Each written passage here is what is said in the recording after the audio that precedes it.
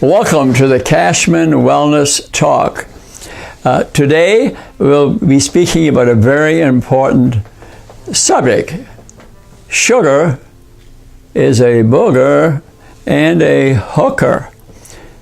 Sugar is more addictive than cocaine. We use it as the quick fix to feel good.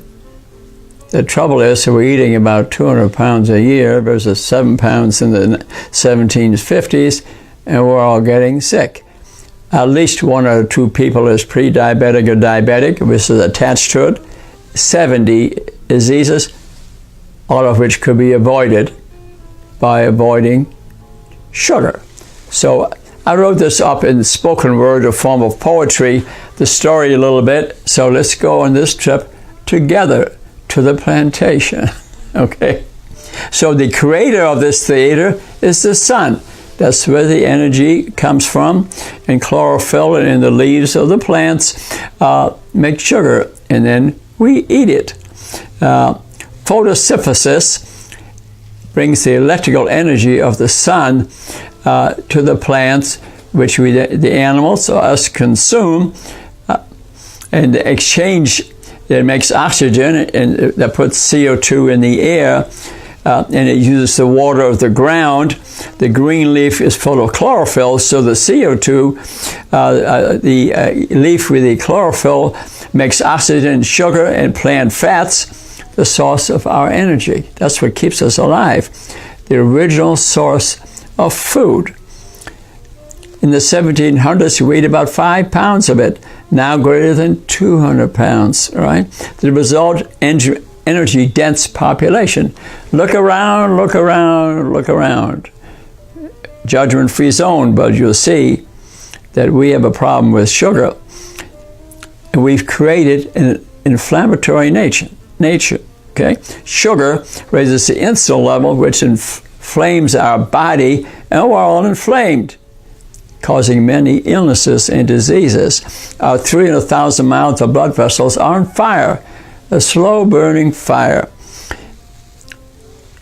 Attached to it are 60 to 70 illnesses which could be avoided.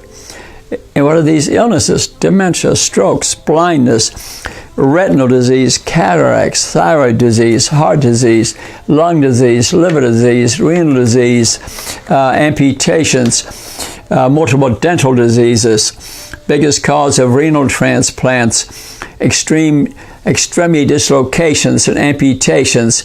You know, they amputate your toes, and then you have dislocations, and then the lower leg, the upper leg, and then the arms, all from vast disease related to sugar consumption. And it causes 50% of the cancers, many other illnesses. Sugar indeed is the booger and the hooker, more addictive than cocaine. That's our pain. Fructose corn syrup, almost in every fast food. They've genetically modified the corn, from which we now discover, Japanese discover an enzyme which makes fructose corn syrup, and you find it almost in all foods, and that reduces the ability of that food to rot. So like to put in everything, it's very cheap. The government supports the price. That's not nice. It's creating an illness, a society, okay? Fructose corn syrup is in almost every fast food. Government supports the price. That's not nice. Dr. Lustig says we're not fit to eat. Our bodies are toxic. Yeah. Isn't that interesting? Sucrose, okay, is 50% glucose and 50% fructose, okay? Glucose is C6H12O6, but the fructose component is just a mirror image of that, so they're very closely related. Your glucose gets absorbed, insulin level goes up, and insulin does about 10 different things to our body, and the fructose goes into the liver and is quickly converted to fat, okay? In the 1600s, sugar was the food of kings and queens. Most of the kings and queens are overweight. They probably could not afford this sugar. So it was the kings and queens that were dying young, and the public was eating healthy food when they could get some food, okay? The poor could not afford it and were healthy. slave trade made it cheaper.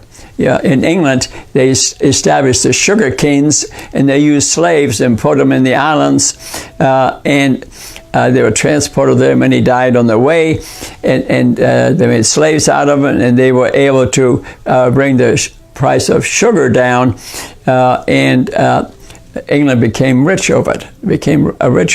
Many there were kings and queens who had unbelievable amount of money, but a lot of slaves died over this. And then it went to Brazil, did the same darn thing. And slave trade made it cheaper. Columbus brought sugar plants and beets to the United States.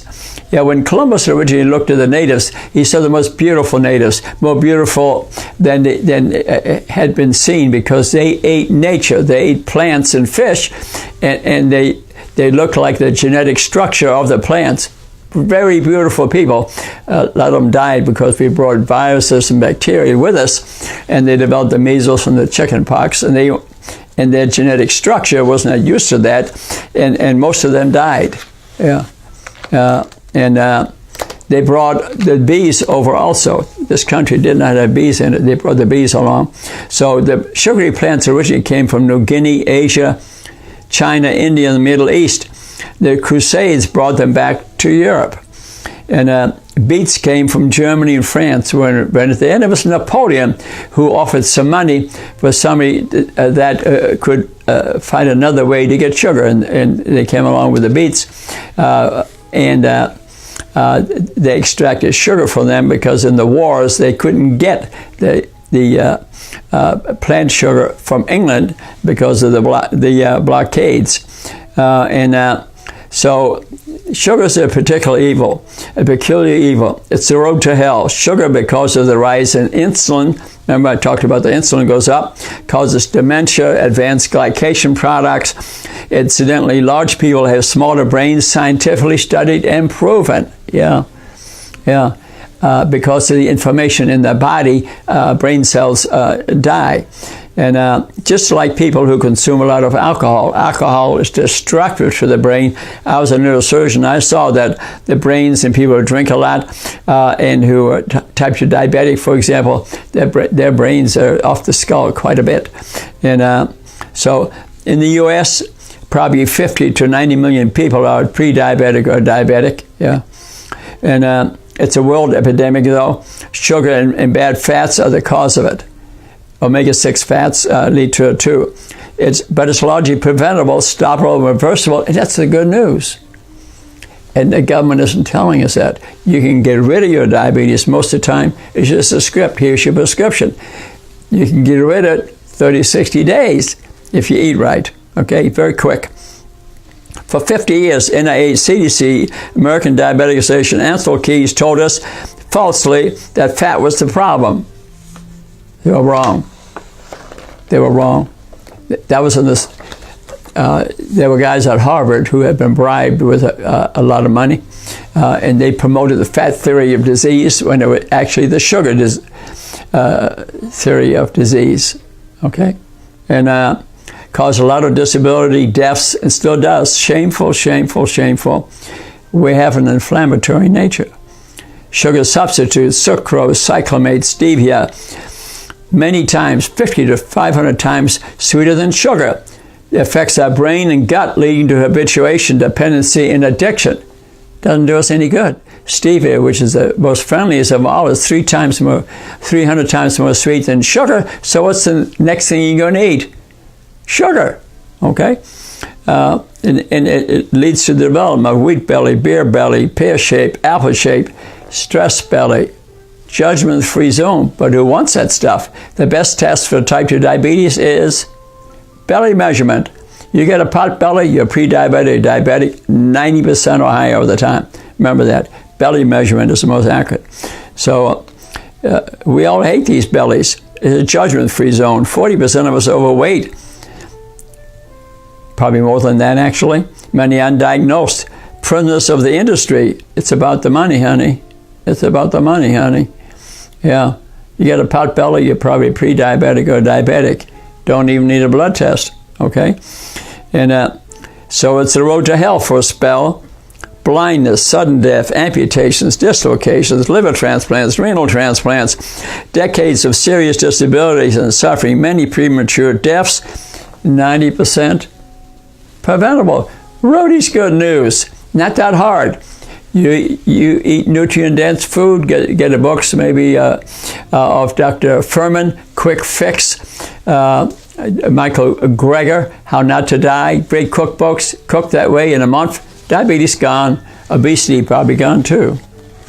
And I highly recommend that to you because it works. So early testing is the key, which is not being done, okay? With sugar, I recommend starting age 1, yearly testing. Put it in a book and follow the path of fats and sugar in your blood, and you'll catch the early on, lose 8% of your body weight, diabetes gone, okay? So, and you get the lipid profile, glucose tolerance test, waist measurement, you get a pot belly, what do you got? I told you already. If you're belly fat, you're probably a pre-diabetic. Serum insulin level is more important than the blood sugar because serum insulin goes up before the blood sugar goes up, okay? Hardly ever do we test for it. I recommend it highly. And HbA1c raises late in the disease. I saw a patient today at the pharmacy here, which I see them for free. Her HbA1c was 10. Yeah, 10. So advanced diabetic, many truck drivers driving down the road have an HbA1c under 8. That's the government rule. You got to have under 8. But they're all pre-diabetic and diabetic. Should they be driving? Personally, maybe not. That means there are many truck drivers out there because they're sitting all the time. They get sitting disease, and they eat at the truck stop. What do you think they get? Pre-diabetes or diabetes? I don't know the answer to that. I do coach some, and about the government to get to change the law. And so sugary drinks cause 50% of the weight problem. And read Dr. Mark Hyman, How to Speak to Your Doctor, which is explains the testing. Check his website. So sugar addiction can be a terminal affliction. The quick fix, I'm in heaven. Craving, habituation, tolerance, addiction, the path to addiction. The hedonic pathway. But you could detox in a few weeks. Sugary taste can be way down just in a few weeks. I don't enjoy sugar as much as I used to because I haven't been eating it, okay? Fruits of color, fruit and vegetables, 20% organic meat is your answer, and you'll probably be on your feet quickly. Type 2 diabetes can be reversed in a matter of weeks, 90% of the time. Much scientific research and books support it. I've read most of them. Okay. Sugar raises the insulin level. Insulin does a lot more things besides bringing sugar into the cell for energy. It causes dementia, deposits advanced glycation progress in your brain, the heart, the brain, the joints, causes arthritis. It's an anabolic hormone. It makes you fat. The insulin is anabolic. It elevates your weight. Glucose is not used up, or fructose makes fat in the liver. That's what causes insulin resistance and diabetes. It's not the fat you eat. Matter of fact, Mark Hyman wrote a book, Eat Fat and Be Thin. It's the sugar. A smoothie of vegetables and fruit a day. A smoothie every day. Look at Facebook, Kachmann, Live to be 100. The recipes are on there every week, a new one. Eat food. Not too much. Many plants. That's Michael Pollan's statement, okay? And I agree with that. If I ruled the world, we'd be eating a nutrient-dense diet full of vitamins, minerals, and phytochemicals, and we'd probably live to be 100. See you there. Be sure to shake my hand. That means I'm there. We love you. Namaste. Thank you.